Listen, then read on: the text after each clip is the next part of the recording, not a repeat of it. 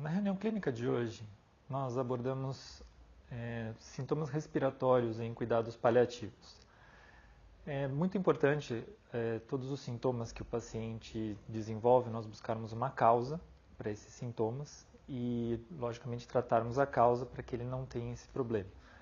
Mas nos cuidados paliativos, a gente tem algumas outras medidas que a gente pode fazer também para prevenir esse desconforto. Um deles, que nós discutimos bastante, foi o uso da iosina, a escopolamina, na prevenção de secreção nas vias aéreas.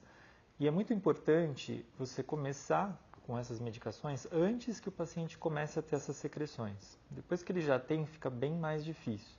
Então, se é um paciente acamado e que a gente percebe que vai desenvolver essa secreção em vias aéreas, preventivamente é interessante usar a iosina ou a escopolamina preventivamente. Quando o paciente desenvolve alguns sintomas, como por exemplo a dispneia, lembrar da morfina em baixas doses.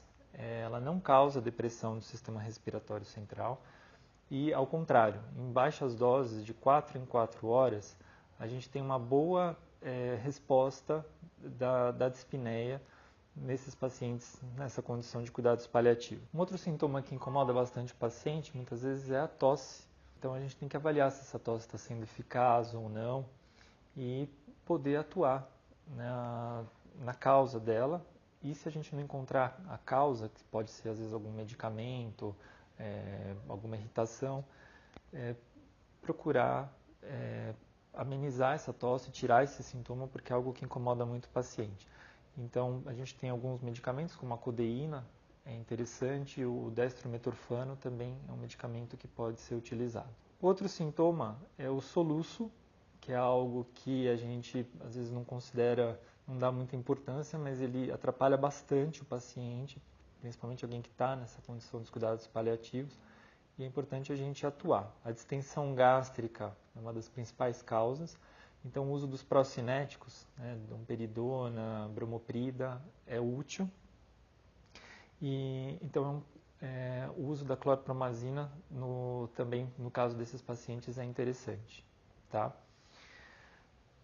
Outro artigo que a gente discutiu foi o ajuste das medicações nos pacientes que têm doenças crônicas e que por alguma razão estão nessa condição de paliatividade, a gente rever as medicações que esses pacientes estão utilizando.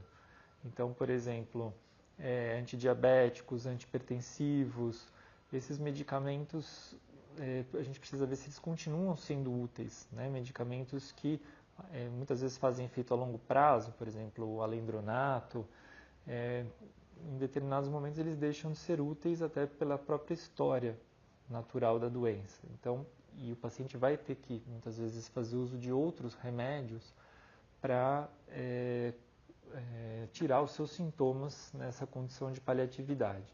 Então a gente tem que rever para poder deixar ele com a menor quantidade possível de medicamentos. Tá? Obrigado, continue acompanhando as nossas reuniões.